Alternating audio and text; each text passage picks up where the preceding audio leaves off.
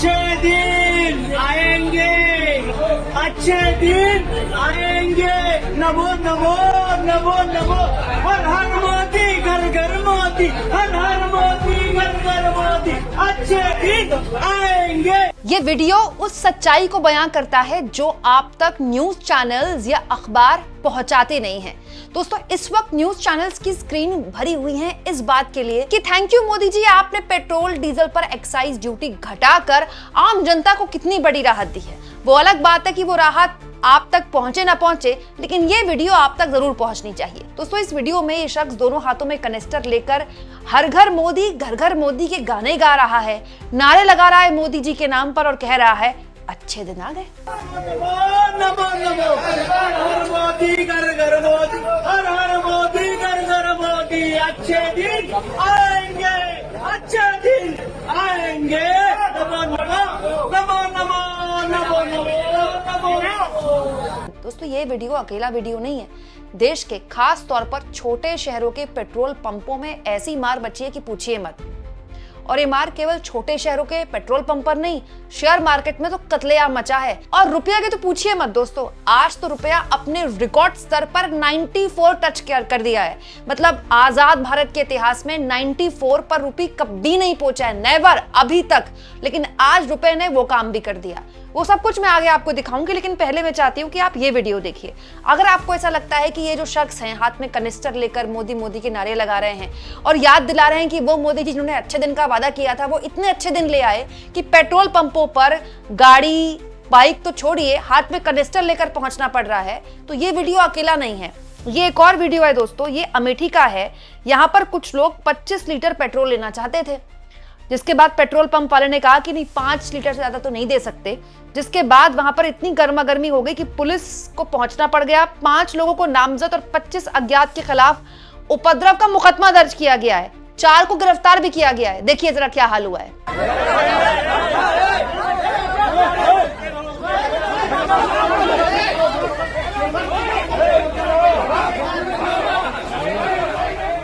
दोस्तों, और तो और यूपी के बस्ती का एक और वीडियो है जिसमें एक शख्स हाथ में 1000 लीटर की पानी की टंकी लेकर पेट्रोल पंप पहुंच गया। 1000 लीटर की पानी की टंकी। देवरिया में तो अलग ही माहौल चल रहा है। देवरिया में पेट्रोल पंप पर जो भगोने होते हैं ना, बड़े बड़े भगोने जिनमें हम दूध वगैरह रखते हैं घरों में, वो भगोने लेकर लोग पहुंच गए कि इसमें पेट्रोल डाल दो। और दोस्तों, इस तरह की वीडियोस की भरमार है। एक्चुअली में इस तरह की वीडियोस गुजरात से भी आई हैं।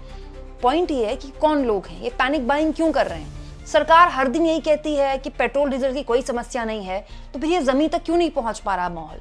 दूसरा, इससे पहले भी मैंने आपको एक वीडियो दिखाई थी जिसमें देश के कई शहरों में, जिसमें गुजरात भी शामिल है, लंबी लंबी कतारें लगी हैं। लोग वहां पैनिक बाइंग करने पहुंच रहे हैं। तो पैनिक बाइंग क्यों कर रहे हैं लोग जब कमी नहीं है तेल की। दोस्तों, होता क्या है, हर बात को अफवाह बोलकर, हर बात को गलत बोलकर, फेक न्यूज बोलकर आप समस्या से अपना चेहरा मोड़ सकते हैं, समस्या खत्म नहीं हो जाएगी। एलपीजी संकट था, तब भी सरकार ने, खुद प्रधानमंत्री ने यही कहा ना कि मात्र अफवाह है, एलपीजी की कोई कमी नहीं है। दोस्तों, अंत में खुद प्रधानमंत्री को लोकसभा में, राज्यसभा में स्वीकारना पड़ा ना कि ये न केवल परेशानी है बल्कि ये परेशानी लंबे वक्त तक रह सकती है। अच्छा, एक और वीडियो में देख रही थी, एक शख्स का, कोई यूट्यूब चैनल में था, तो उससे उस शख्स ने बात की। पेट्रोल पंप पे वो शख्स बाइक लेके खड़ा था, बहुत देर से खड़ा था, उसको पेट्रोल नहीं मिल रहा था। तो उसने बोला, उस शख्स ने, कि एक्चुअली में प्रधानमंत्री मोदी ने जो लोकसभा में बोला है ना, कोविड महामारी से इसकी तुलना कर दी, इसकी वजह से ये पैनिक बाइंग हो रही है। मोदी ने एक क्राइसिस पैदा किया है।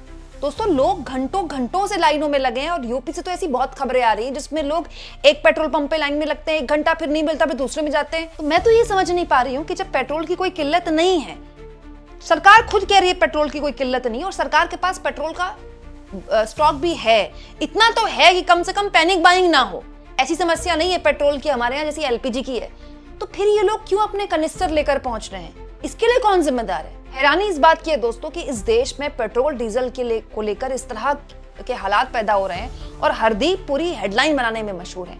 हरदीप पुरी ने प्रधानमंत्री मोदी को थैंक यू बोला है इस बात के लिए कि देखिए, दुनिया के कई मुल्कों में, अलग अलग देशों में, चाहे वो एशियन कंट्रीज हो, नॉर्थ अमेरिकन कंट्रीज हो, यूरोप हो, अफ्रीकन कंट्रीज हो, वहां पर तेल के दाम बढ़ गए, लेकिन हमारे मोदी जी ने आपका इतना ध्यान रखा है कि एक्साइज ड्यूटी कम कर दी गई है पेट्रोल पे भी, डीजल पे भी। दोस्तों एक्साइज ड्यूटी बेसिकली वो ड्यूटी होती है जो सरकार कमाती है, ठीक है। तो सरकार ने वो ड्यूटी कम कर दी जिससे कंपनियों को एक तरह से एक ब्रीदिंग स्पेस मिल गई, क्योंकि अगर सरकार ये ना करती तो कंपनी दाम बढ़ा देती। तो कंपनियां दाम ना बढ़ाएं, इसलिए सरकार ने एक तरह से एक्साइज ड्यूटी पर राहत दे दी। लेकिन इससे आम लोगों को राहत मिलेगी नहीं मिलेगी, मतलब कोई पेट्रोल डीजल के दाम कम होंगे, इट्स टू अर्ली टू से। ऐसा नहीं होने वाला इतनी आसानी से। अच्छा, इसके लिए हरदीप पुरी मोदी जी को थैंक यू बोल रहे हैं, लेकिन अब जब ये सवाल उठ ही गया है तो पूछ लेना चाहिए हरदीप पुरी से कि जब रूस से सस्ता तेल मिल रहा था दोस्तों, जब यूक्रेन युद्ध शुरू हुआ था, काफी साल तक हमने सस्ता तेल खरीदा रूस से, 1 रुपया भी आम लोगों तक नहीं पहुंचाया गया। क्यों? हम तेल सस्ता खरीद रहे थे, तब सस्ता तेल खरीदने का फायदा जब आम लोगों तक नहीं पहुंचा, तो आज ये जो एक्साइज ड्यूटी घटाई गई है, इसके लिए मोदी के आगे ऐसा आभार व्यक्त करने के पोस्चर में हरदीप पुरी क्यों आ रहे हैं? दूसरा, अगर सरकार ने ये किया है दोस्तों तो कोई एहसान नहीं किया, ये काम है सरकार का। और एक्चुअली में सरकार को ये देखना चाहिए कि इस तरह की पैनिक बाइंग क्यों हो रही है देश की सड़कों में। और जहां तक बात है रूस के तेल की, तो रूस से तेल खरीदना, तो इस वक्त हमने अपने सबसे ज्यादा जो हम तेल खरीद रहे हैं रूस से तेल खरीद रहे हैं, क्योंकि हमको हमारा पूरा एक मैकेनिज्म बना हुआ है। लेकिन इस वक्त दोस्तों रूस से हम महंगा तेल खरीद रहे हैं। जानते हैं आप क्यों? क्योंकि रूस अब हमको डिस्काउंट नहीं दे रहा, क्योंकि भाई हमने अमेरिका के कहने से रूस से तेल खरीदना बंद किया, तो अब हमको डिस्काउंटेड रेट नहीं मिल रहे, हमको रूस से तेल भी अब पहले से ज्यादा दामों में खरीदना पड़ रहा है। और दोस्तों रुपया के तो पूछिए मत, क्योंकि इंटरनेशनल मार्केट में तेल के दाम लगातार बढ़ रहे हैं। $100 प्रति बैरल के आसपास है इस वक्त तेल, हालांकि काफी फ्लक्चुएट हो रहा है, वो 110 के से भी ऊपर चला गया था एक दिन, लेकिन वो ऊपर नीचे हो रहा है, होता रहता है। मतलब दोस्तों तेल के दामों में काफी फ्लक्चुएशन आ जाती है। ये भी हो सकता है कि तेल के दाम अचानक घट के $80 प्रति बैरल भी हो जाए, इतनी ज्यादा फ्लक्चुएशन आ सकती है। फिलहाल ये $100 प्रति बैरल के आसपास चल रहा है, तो इसकी वजह से दोस्तों रुपया अपने ऑल टाइम लो पे है इस वक्त। आज जिस वक्त मैं आपसे बात कर रही हूँ, रुपया आजाद भारत के इतिहास में इतना कभी नहीं गिरा जितना आज है, 94 रुपीज, मतलब $1 इज इक्वल टू 94। और हम तेल और गैस बहुताया बाहर से मंगाते हैं, और वो बाहर से मंगाने के लिए हमको कौन सी करेंसी चाहिए? डॉलर। मतलब हमको और ज्यादा डॉलर खर्च करने पड़ेंगे, क्योंकि रुपये की वैल्यू और गिर रही है। तो मतलब रुपया गिर रहा है। पेट्रोल डीजल के लिए कई शहरों के कुछ जगहों पर लंबी लंबी लाइनें हैं, लोग कनिस्टर लेकर पहुंच रहे हैं और हालत खराब है उनकी। और शेयर मार्केट की तो पूछिए मत, आज भी शेयर मार्केट गिरा है, और आज 1000 पॉइंट्स गिरा है करीब करीब सेंसेक्स, और 5 लाख करोड़ रुपए केवल आज सुबह शेयर मार्केट खुलते ही डूब गए। और इस तरह की दोस्तों जो खबरें हैं शेयर मार्केट डूबने की, उसकी तो लगता है बाढ़ आ गई है। जैसे अब कुछ दिनों की आप खबरें देखिए दोस्तों, 1 घंटे में 7 लाख करोड़ का नुकसान। दोस्तों एक हेडलाइन ये है, निवेशकों के 1.5 लाख के आसपास, 1.5 लाख करोड़ के आसपास का नुकसान, 1.41 लाख। ठीक है, एक हेडलाइन ये है, शेयर मार्केट क्रैश, निवेशकों को 5 लाख करोड़ का नुकसान। एक हेडलाइन ये है, मिडिल ईस्ट में युद्ध से शेयर मार्केट में कोहराम, निवेशकों को 12 लाख करोड़ का नुकसान। एक हेडलाइन ये है, 15 साल की सबसे बड़ी गिरावट, 2026 में शेयर बाजार में 48 लाख करोड़ साफ हो चुके हैं। पाकिस्तान की जो टोटल जीडीपी है ना, उससे ज्यादा नुकसान हो गया शेयर मार्केट में। मतलब शेयर मार्केट गिर रहा है, हमारा रुपया लगातार गिर रहा है, और हरदीप पुरी बस इस बात पर थैंक यू मोदी जी बोल रहे हैं कि आपने एक्साइज ड्यूटी घटा दी। चलिए, मैं तो फिर भी कह रही हूँ कि कम से कम इतनी राहत तो दी। चलिए, 29 अप्रैल को जब सारे विधानसभा चुनाव में वोटिंग हो जाएगी, क्या उसके बाद भी दोस्तों ये राहत ऐसी चलती रहेगी?